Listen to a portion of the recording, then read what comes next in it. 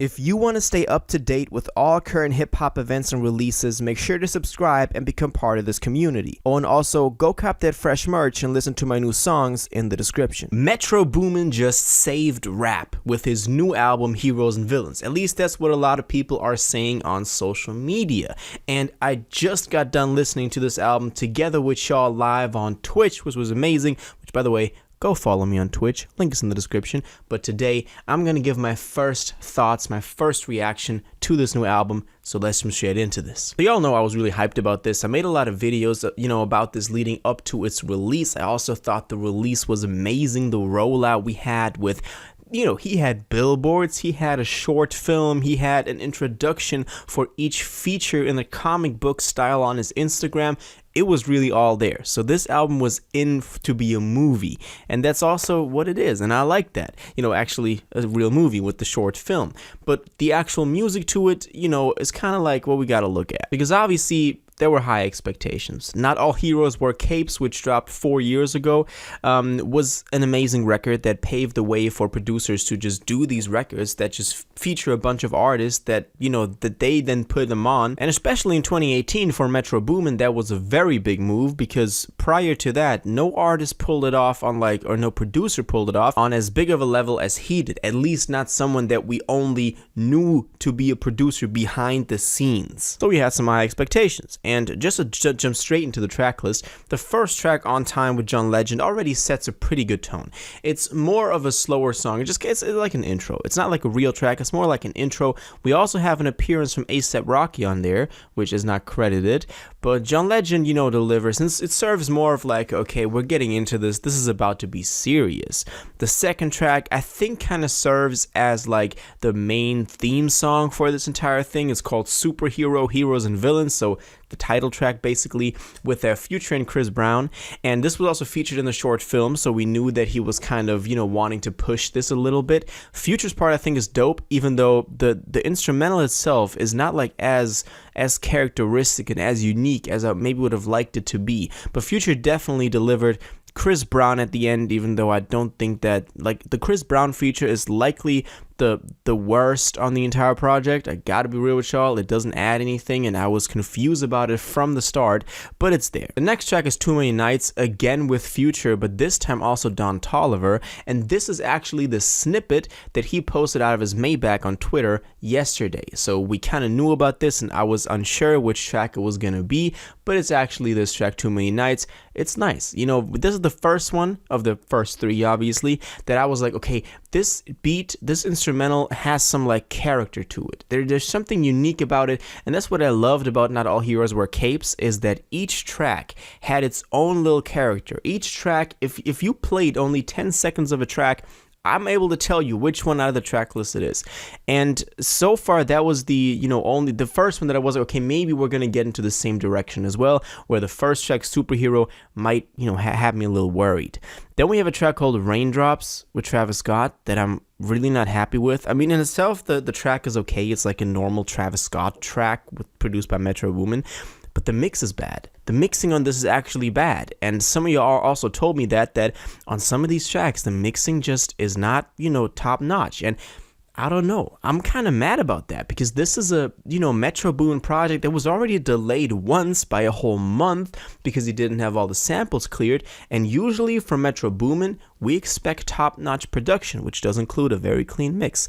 So I was kind of, I don't know how to feel about that, because this one it's leveled weird. It's so thin. There's basically no low end on this entire track. So let me know if you have the same experience, or if it's just my speakers or my headphones from my point of reference. But I was kind of confused by that. The next track, though, is one that we had coming, because that is the 21 Savage Young Nudie track, in this case called Umbrella. We didn't know what it was going to be called, but this was, already confirmed to be on here, and I'm really happy with it. I love that Young Nudie got a spot on here. But he's just been very consistent with music over the past couple of years, and to see him get a spot on a Metro Boomin produced record that is also his own, and for Metro Boomin to show love to, Young Nudie is not a small up and coming Atlanta artist, but just he's like a he's an OG, so I'm glad that he's on here. And I think that there's a track, Trance, with Travis Scott and Young Thug, and I wanted this to be one of those Up to Something, or like what other track was there on Not All Heroes Wear Capes? I feel like No More, or maybe also Lesbian. One of those tracks was where there it's more like eerie, a little psychedelic. I wanted this to be that. It's sadly not, but I'm okay with it. I'm actually all right. This track is not that bad. What then makes up for it is the next track, which is Don Toliver, Around Me, as a solo track for Don Toliver, and this one is actually pretty amazing. I've seen a lot of people also call this the best track off the entire album, so I'm really happy with the Don Toliver track. What is also pretty good, even though not like mind-blowing, is the Metro Spider track that we kind of knew was going to be a Thugger solo track, but I do like it. I do like that, you know, Thugger has a solo track on here. Also, Thugger references the title Heroes and Villains, so this was definitely recorded some time ago, which I definitely liked. You know, also seeing Thugger take Metro under his wing and kind of do that, I like that. I really like that. And we have one of the best transitions on this entire record. All in all, I also got to say the transitions are actually pretty good. Also, from the first to the second track, the transitions are pretty good.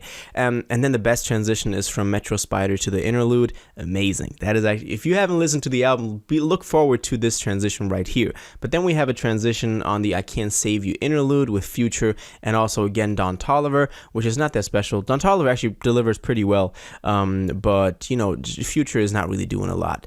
Then the next track though. The next track, and if you were there live listening to this album, which by the way we're doing every Friday, so it's always a chance to hop in on the Twitch and, you know, be there with me, first reactioning to these albums. But this is the only, you know, song that I immediately put into my liked songs, you know, playlist, because this is The Weeknd and 21 Savage Creepin', and this is amazing. This feels like an After Hours leftover, if I gotta be 100% real with y'all, and it definitely delivers the same type of energy and vibe.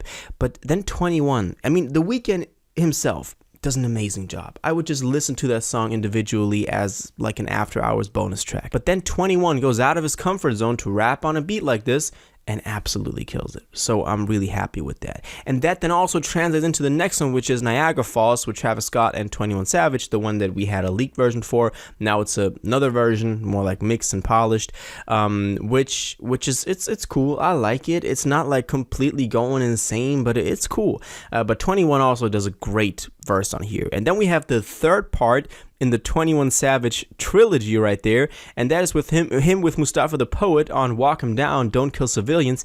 Again, a really amazing performance. So 21 really shines on here. That maybe goes to double down on the fact that he's planning a whole rollout for his solo record, because we had Her Loss. Everybody's talking about him. Now he's delivering great performances on the Metro Boomin record, and then he's going to drop his solo album. That's kind of where I think he's going. But 21 did an amazing job on here. Then we have the second to last track, which is Lock On Me with Travis Scott and Future. I wanted this to be better. It could have been so much better, but it's more of like a, I don't know, it is what you think it is. You know, it's kind of predictable.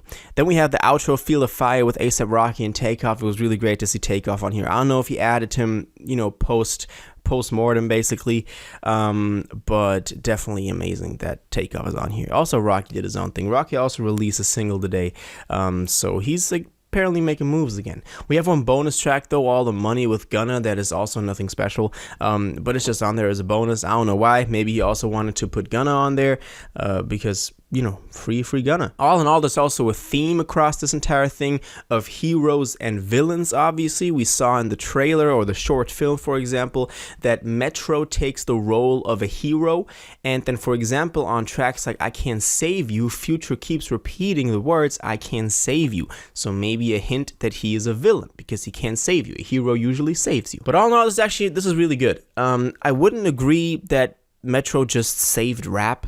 I'm not sure if it's better than Not All Heroes Wear Capes. I have a very strong emotional bond to Not All Heroes Wear Capes, so maybe I'm a bit biased, but it'll have to stand the test of time. After Not All Heroes Wear Capes dropped, people weren't immediately like, this is a fucking classic. I mean, some people probably were, but the majority wasn't. They were like, oh wow, this is great, but let's look how it, like, you know, continues to grow on me.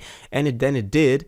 I'm looking, you know, forward to this thing kind of growing on me, even though I'm not sure if it will. The main point being that the instrumentals don't, you know, have the same characteristic as they did on Not All Heroes Wear Capes. That's kind of my main criticism of this thing, but maybe it'll grow on me and I'll completely change my opinion.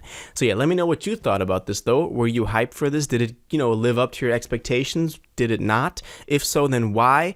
All of your thoughts and reviews on this, please let me know in the comments down below.